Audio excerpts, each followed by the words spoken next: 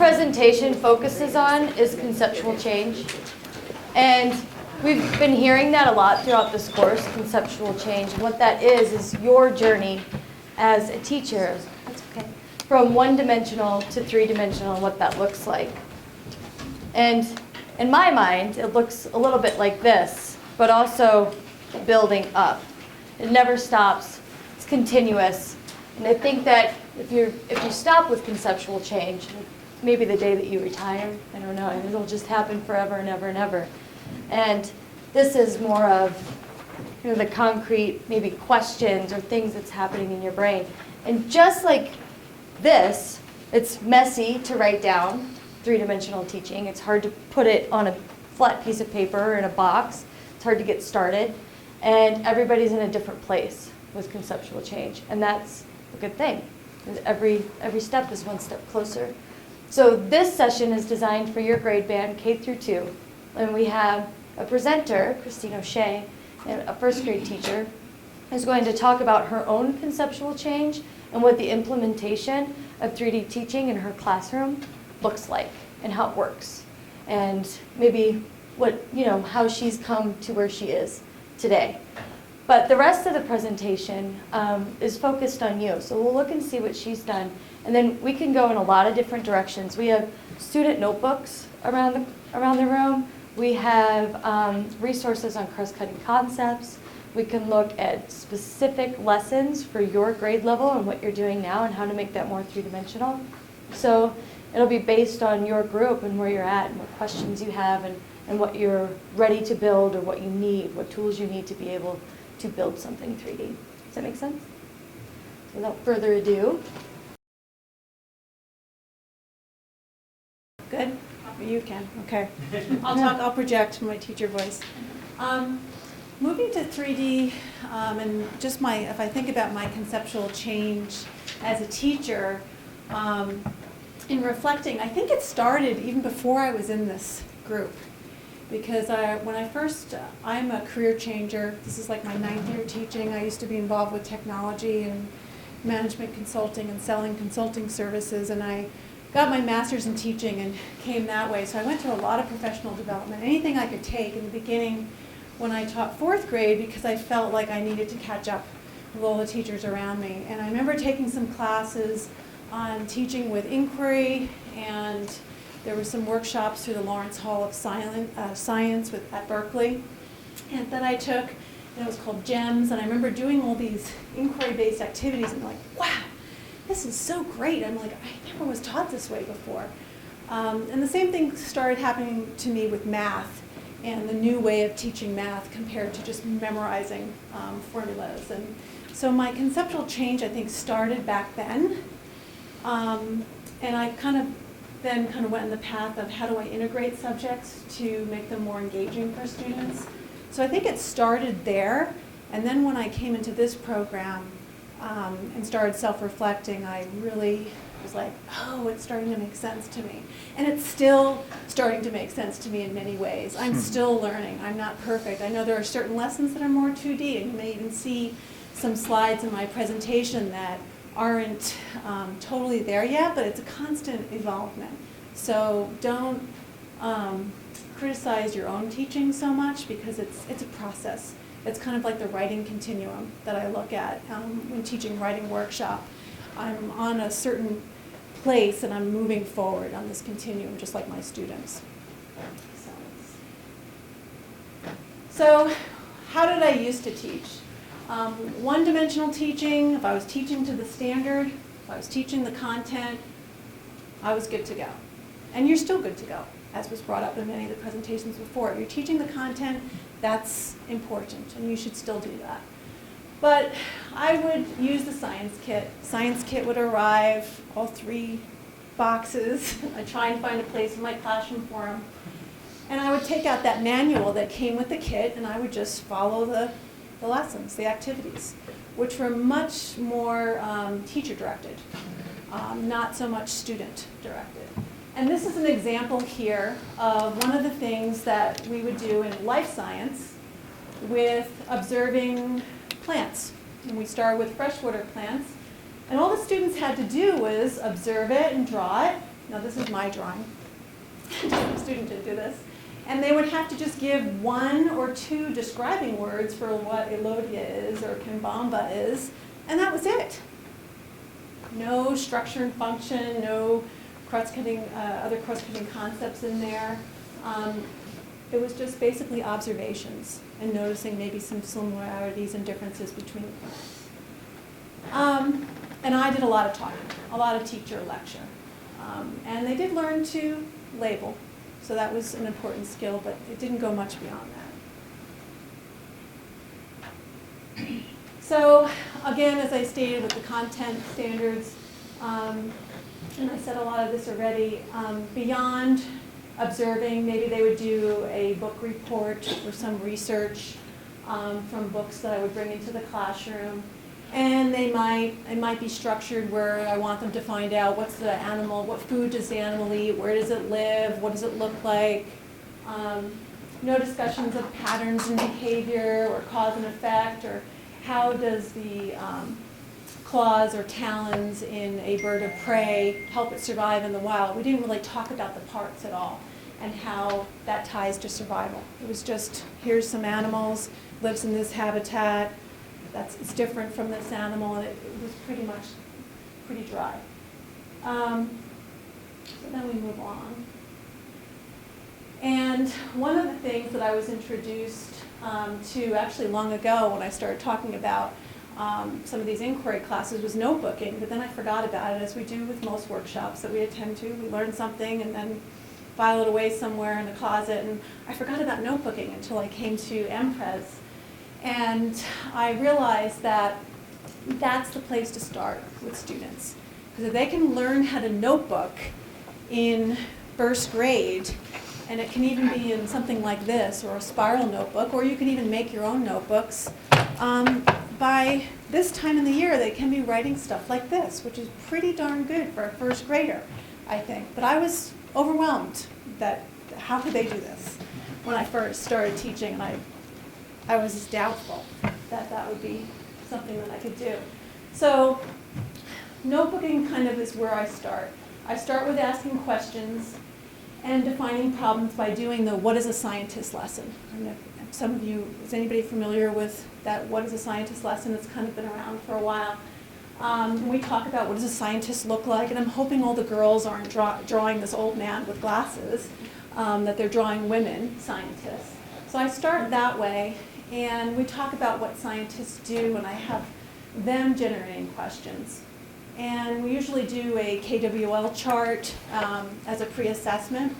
In my class, whole group of what, after I've had them done it, and first they do it in their journals, what they know. I want to know what they know, and I want to know what questions they have, so that I can drive that instruction in that unit to hold their interest and to keep them engaged.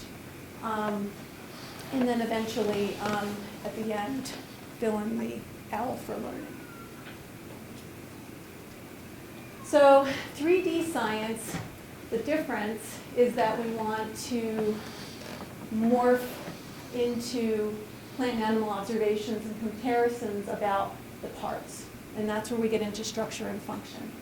And labeling the plant that I saw in the beginning, not just with describing words, but what do those plant parts do? What's their function? How does that help? How does the stem and the leaves, and we're not going to get totally into photosynthesis and what that process is, but I may introduce them to the word and what that overall concept means, but then it stops there. But they understand that there are certain functions of a plant. So when we're labeling, we're doing our farmer the Fred activity where we have a little farmer and he has his plant next to him, and it's a crafty activity. We're not just labeling the parts of the plant, we're telling them what it does. And they're doing that, and that's beyond what I ever did before. And the other thing that we're doing, how many have done the celery and the dye to show how the celery colors get sucked up into? So we do that now, but now I can talk about it in a new way. I can tell what's actually happening. Let's discuss what's going on here and why is that important for the plant to survive. How is the stem important, and how are the roots important, and what is the function of those parts? And one of the things that I did in this unit is I scaffolded. I was like, how am I ever going to teach planning and carrying out investigation? How am I going to plan an investigation in first grade? How can they possibly plan an investigation? They're 6. So I'm like, well, I was thinking, how am I going to do this? And scaffolding is the way. When you're teaching primary grades, you have to scaffold. So what I did is I scaffolded students about what are plant needs. What are the things, we talked about plant needs. What do they need to survive? They need water. They need dirt, air, light. So what we did, and I tried to gear the discussion, the class discussion in this way, that we would have 4 experiments going, and that we could only test for 1 variable. So, and why that's so important. We had a couple days discussion on why can we only test for 1 variable? Why is that so important? And once we get through that, we ran the experiments. So each table had a different experiment based on removing one of these things, and then making predictions about what they thought was going to happen, and then recording what actually happened. So that was huge. But in first grade, that's what it looks like, because they can't do it themselves. So it's totally okay to have me kind of gear the conversation so that, to expose them to this practice. And let's see. So one of the, and these are some of the examples of what they did in their notebook. We did, one of the experiments actually went beyond this. We did have a 5th experiment because one of the students said, well, Mrs. O'Shea, my plant looks like it's bending toward the light. Do you think that, can we test for that? So we ran with it and we said, okay, who wants to join Allie's group? So I had a couple kids that wanted to join, and that's what she's drawing here with the light and the plant, and I think it will tilt back towards the light, and it was just like, I was just like, oh, this is good, they're getting it, and I get so excited, and so do they, So, and this is an example of kind of what happened. This was the dirt, one of the other experiments. I think we eliminated water from that one. But the kids get really excited, and then we share our notebooks too, because when I'm teaching, one of the things that I've learned is I have some resources, and if I have time, I'll show you at the end. Our district has this program that they purchased called Pebble Go, and it's a great primary resource. I think it's K2, and then they have a 3-5 module, but it's for researching information. And they have a module in there about science and engineering practices. So I was like, whoa, that's pretty cool. So before I introduce a practice, I will show the slides from this resource and do a mini lesson on what this practice was. So before I did the planning and investigation and gearing them towards those experiments, we looked at what is planning and investigation, what's some examples, so they could have some background knowledge on that. So one of the things that I do is the essential questions for my life science unit drives the instruction. So we'll start off after we do the asking questions and the what is a scientist lesson. I'll write up on the board, okay, I want everyone to write this in their journal, put the date, how organisms use their external parts to help them survive. That's what we want to answer. That's what we're going to be working on this week. And I may tie in there, if we get to it, what limitations does the organism's parts present. So I will spend like 1 or 2 weeks just on those 2 questions. And then we'll move to how do plants and animals respond to environmental inputs to help them survive. And we'll spend a week on that. Same thing with the next 2 essential questions. So on this one of the things that we did was we talked about the structure and function of animal parts. And how are we going to ask questions, obtain information, use models, use media to help answer this question. Same thing with how do plants and animals respond to environmental inputs. Actually, I had John come into my class, and he did a demonstration of cause and effect with worms, and showing the stimulus response from the animals with using vinegar and ammonia. And boy, that was so much fun. We're using that lesson now in our unit. But the kids basically took a Q-tip and went up to the worm and put the Q-tip next to the worm's head and saw what happened. And then worms obviously recoil back. So they saw firsthand how that cause and effect worked. But prior to that, John had done a mini lesson with a PowerPoint showing what cause and effect means relating to a kid's point of view. So like if I put my hand next to a hot burner, what's going to happen next? You're going to pull away. And he used a certain teaching model, concept attainment, to teach that concept, which is basically non-examples and examples. So he showed them a series of pictures. Is this an example or a non-example of what I'm doing? And I love that. That could be a whole other conversation. But this is just deepening their learning because they're really understanding that animals respond to stimuli in their environment. And then with animal parts and how they help them survive, we spent a long time, just want to go back, leading up to the performance expectation, which were students had to design a solution to a human problem by applying what they know about plants and animals. So I knew that that was the end, and how backwards design approach, how was I going to get them there? So one of the things that I did was I used a program called SwitchSue, and this was over a week's time. And in this program, students get to pick a main animal. They pick one of these main animals, and then they get to choose if they want to mix it with another animal. So my thinking was, first I let them play with it, but then, and it gives them information when you design something about the animal parts. So I said, you're going to create a superhero animal, but you can only use 2 animals. Okay, so if you, in my example, of course, in first grade, you model everything. So I did this first. So I had a cheetah bear. That's what I was, a polar bear body, started with the polar bear, and cheetah legs, tail, and head. Because if you look in the picture, when you actually select this, I'll just show you real quick. There's mountains in the background, and I said I'm a proponent for the environment, and I love polar bears, but guess what? They don't have any ice to swim on, so I'm creating a cheetah bear because I want this new animal to be able to go hunt in the mountains because there's no more ice for it to hunt seals. So I'm going to create a cheetah head with cheetah legs and a tail, and that's going to enable him to be faster to catch his prey, because I understand that cheetahs can run 60 miles an hour based on my research on here about, it tells you what they can do and you can find out all kinds of information.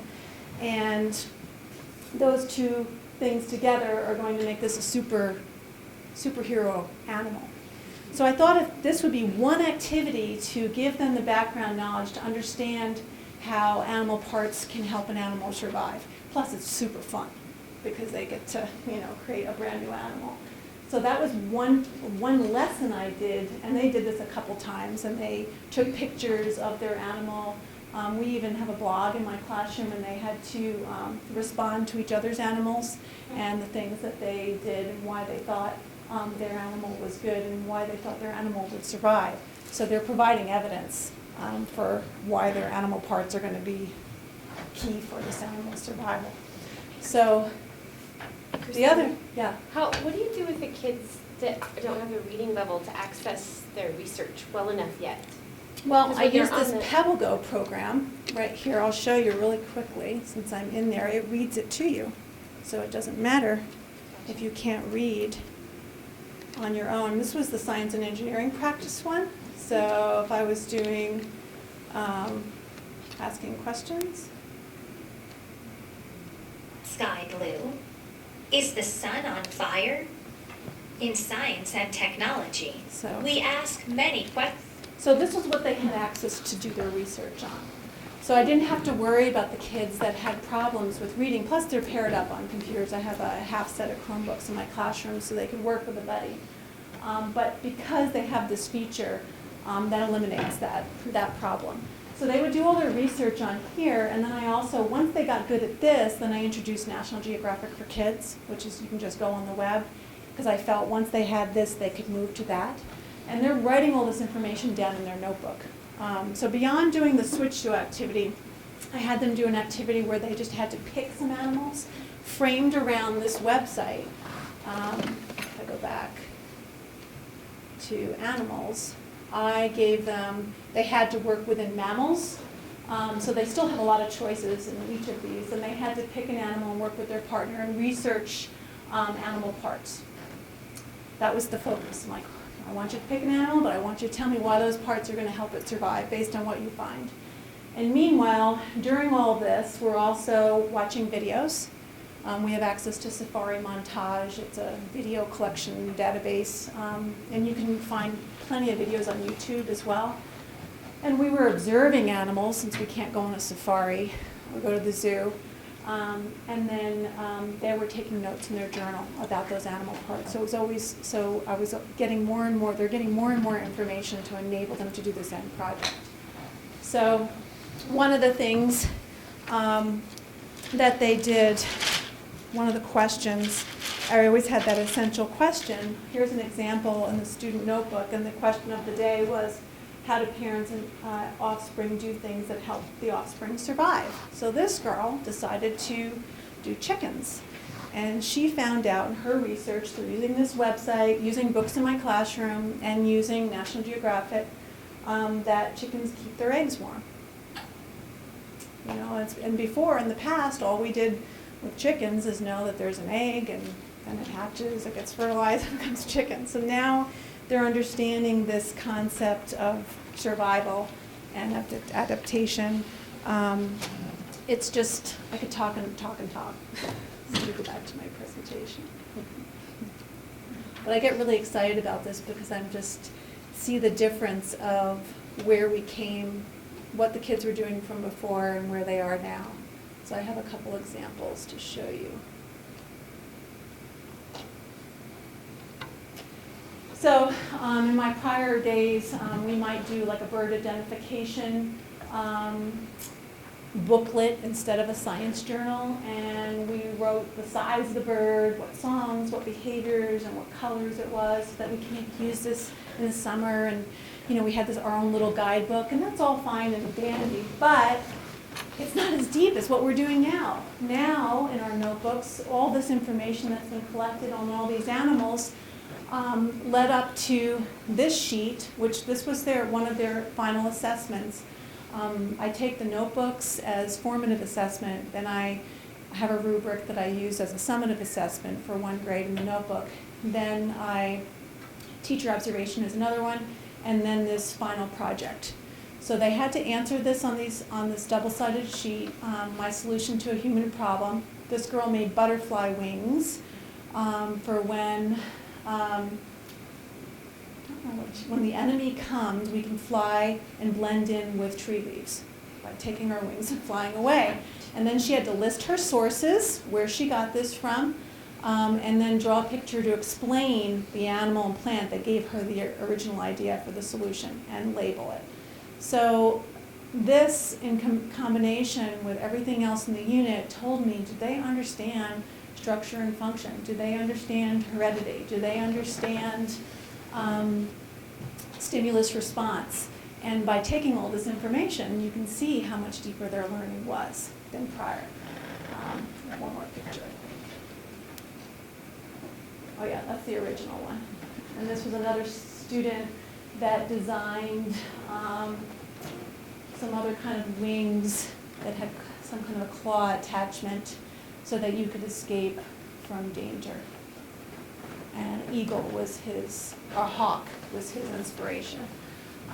We got into a little bit of biomimicry as well. So I was showing them how scientists, there's a great PBS video on how scientists, I think it was a NOVA program, take animals and their knowledge of animals and create things. So when they saw that, then they realized that they were going to do the same thing that those guys in the video were doing. They were like, really? We get to do that? Can we actually build? And they really wanted to build it 3D. And I was like, and we talked about this, G and I, in first grade, and I would love to do that, but for time's sake, I couldn't go there. And because of some of their inventions as well, because there's no way we could get the materials. But I wish if there was, I could do that part. And maybe I'll find a way to do it in the future. Does anybody have any questions? I do. Yeah. The term structure and function, are the kids using those terms? And how Yes. did you introduce those terms? Well, I related it to things that we had done in the past. So structure and function, we did this marshmallow challenge where we designed a tower that you have to support the marshmallow on top earlier in the year, and we talked about structure Okay. and function and how certain shapes are more stable than others. So I referred back to that. I was like, hey, do you remember when we did this? And just kind of reiterate that. Gotcha, thank you. I was just curious when the kids had to design Their solution to a human problem. to a human problem. Is that really open-ended? They just thought of their own human problem, or did you brainstorm problems together that they then? I gave them examples, so I have my own journal that looks just like theirs, and actually I have a student teacher at the moment, so she did this lesson. We read lots of books, we did some videos and different read-alouds. Instead of, when I'm doing my read-aloud, instead of doing Junie B. Jones while I'm teaching science, I'm reading kangaroo books or giraffe books. She designed a pouch that, kind of like a fanny pack, and it's okay if it's already invented, at this age level, but she designed a special fanny pack that you could wear to carry your stuff when you're on your bike, because you don't have any place to put stuff, and she got her idea from a kangaroo, obviously. So she modeled that, and I would do that as well. And I showed them videos about real-world applications on how scientists have gotten, like Velcro. Where did Velcro come from? So we watched a little quick YouTube video on that. So it's a series of loading information to give them ideas and talking about it, and doing a lot of read-alouds, like for reading workshop. We happened to be doing a nonfiction unit, so I would select books that went with where I wanted them to go. So it was purposeful doing that. Did that answer your question? Any other questions? If not, that's it. Thanks.